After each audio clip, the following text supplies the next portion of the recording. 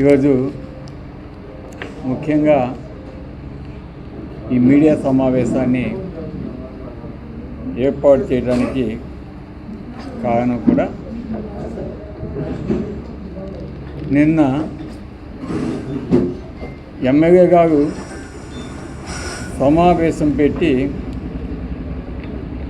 కొన్ని వ్యాఖ్యలు చేయడం జరిగింది. దానికి ఎందుకంటే మామూలుగా మేము ఏదైనా మాట్లాడితే తప్పకుండా ఆ పక్క నుంచి అధికార పార్టీ నుంచి ఆన్సర్స్ వెయిట్ చేస్తాం. మేము అధికార పార్టీ నుంచి ఎమ్మెల్యే గారు కానీ లేదా అధికార పార్టీ కూటమికి సంబంధించి నాయకులు కానీ సమాధానాలు బాగా, కానీ అటువంటివి మేమైతే ఎప్పుడు ఈ మధ్య మేము చూడగా ఆన్సర్స్ ఏది ఖండనలు కావచ్చు, ప్రెస్ మీట్లు కావచ్చు, అవి మేము చూడగా కొంతమంది పెయిడ్ బ్యాచ్ వాళ్ళు మాత్రమే వాళ్ళ ఇష్టానుసారంగా ఒక మీడియాని అడ్డం పెట్టుకొని, గతంలో వాళ్ళకి ఒక బిగుదుగాడు ఉండేది, తర్వాత అది చెప్పవద్దు అంటే నేను మానేశాను. చిన్న మటుకు నాకేంటంటే సంతోషం ఏంటంటే మేము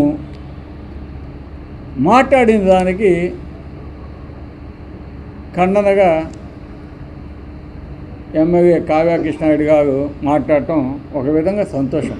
ఎందుకంటే అధికార పార్టీ ప్రతిపక్షం ఉన్నాక ఇద్దరు మాట్లాడుకోవాలా, విమర్శలు చేసుకోవాలా, మేము ఉన్న మైనస్కు మేము మాట్లాడితే వాటిని రెక్టిఫై చేసుకునే దానికి వాళ్ళు ట్రై చేయగా, లేదా వాళ్ళు ఏదైనా ఉంటే మమ్మల్ని కూడా విమర్శించవచ్చు.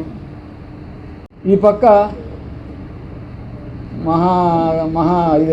మన గౌరవ ఎన్టీఆర్ గారి తనయుడు నందమూరి బాలకృష్ణ గారు, ఆయన శ్రీధర్ రెడ్డి బాలకృష్ణకి చాలా ఆప్తుడు. సో ఆడ మీరు గమనించుంటారు, శ్రీధర్ రెడ్డిని చంద్రబాబు నాయుడు గారికి తీసుకొని పోయి బాలకృష్ణ పరిచయం చేస్తున్నాడంటే ఏదైనా ఉంటే ముందు నువ్వు చూసుకో. కావలికి మగ ఎమ్మెల్యే అవ్వాలని ఆశగాని ఉంటే నువ్వు ఆ టికెట్ ఎడ తెచ్చుకోవాలా, నువ్వు నీ వల్ల చనిపోయినా నువ్వు అడ్డంగా నగతానన్నా ఆ కమ్యూనిటీని ఎట్టా మరి నువ్వు సాటిస్ఫై చేయగా, ఇవన్నీ కూడా ఆలోచించుకోవాల్సిన ఆవశ్యకత ఉంది. ఏదో మాట్లాడతాను కదా అనర్ఘంగా అని చంద్రబాబు నాయుడు ముందు మాట్లాడినట్టు మాట్లాడినా చంద్రబాబు నాయుడికే నచ్చగా, ఈరోజు నువ్వు మాట్లాడితే మీటింగుగా కావలి ప్రజలకు కూడా నచ్చటముగా ఒక అర్థమైపోయింది. కావ్య కృష్ణారెడ్డి అనే వ్యక్తి చాలా కమ్మగా, చాలా చక్కగా ప్రతిపక్షం మీద ఆయన ఏం చేస్తాడనేది చెప్పడు. ఆనాడు విధ్వంసం అంటాడు.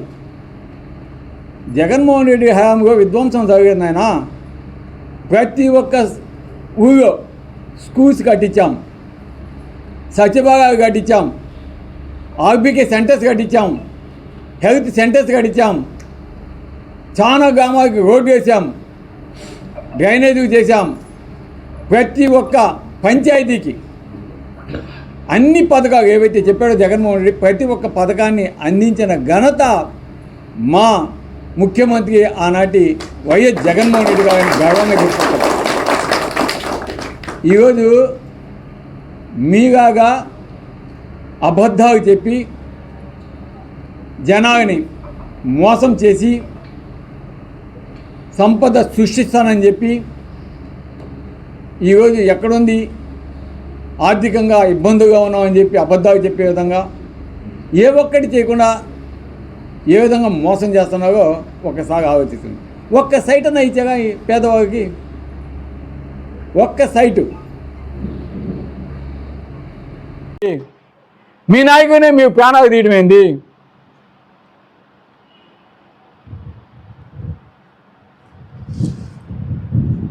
సో విపిఆర్కి కావలి కవియోగం బాధ్యత అంట లోకేష్ గారు. అంటే ఒక యూజ్లెస్ ఎమ్మెల్యే ఉన్నాడు, అతనికి ఇస్తే నాశనం అయిపోద్ది, విపిఆర్ గారు మీకు కొద్దిగా మంచి పేరు ఉంది, మీరు చూసుకోండి అని ఆయనకి బాధ్యత అప్పచెప్పాడంటే లోకేష్ దాన్ని బట్టి అర్థం చేసుకోవచ్చు what is Krishna Reddy, what is VPR.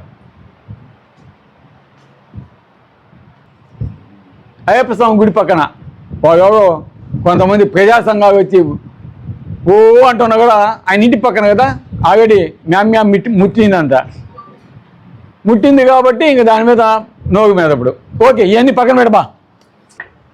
ఆ 14 కోట్లు మరి మధ్యలో మా ఇంటి ఓవెన్ కూడా తీసుకొచ్చి అమ్మ నువ్వన్నా చెప్పమ్మా ఆ 14 కోట్లు వచ్చేటట్టు చేసి కావలికి మంచి చేస్తే నువ్వు చెప్తే చేస్తాడేమో అని అన్నాడు.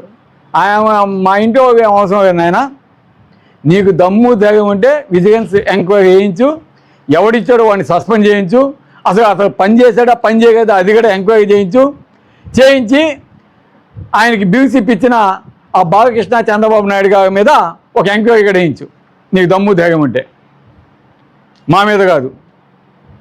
అదేవిధంగా ఆ డబ్బు తెచ్చి ఈడ పెదవి కానీ ఖర్చు పెడితే నా కావి కడిగి తగనెత్తిన వేసుకుంటాడంట. నేను చేస్తాను ఈరోజు నీకెట్టా ఆ రోజు వస్తాయి, రాకుండా ఉండవు.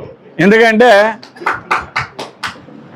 ఈరోజు నీ పాప పుట్టంతా కూడా బయటపడతా ఉంది, కావలి పెదవికి అందరూ తెలిసిపోయింది. నీ మీద తెలుగుదేశానికి సంబంధించిన నాయకులు ఎన్ని కంప్లైంట్స్ పెట్టున్నారో, నువ్వు చేస్తున్న అక్రమాలు అన్యాయం మీద మొత్తం ఇష్టంతా కూడా అధిష్టానానికి పంపించడం జరుగుంది.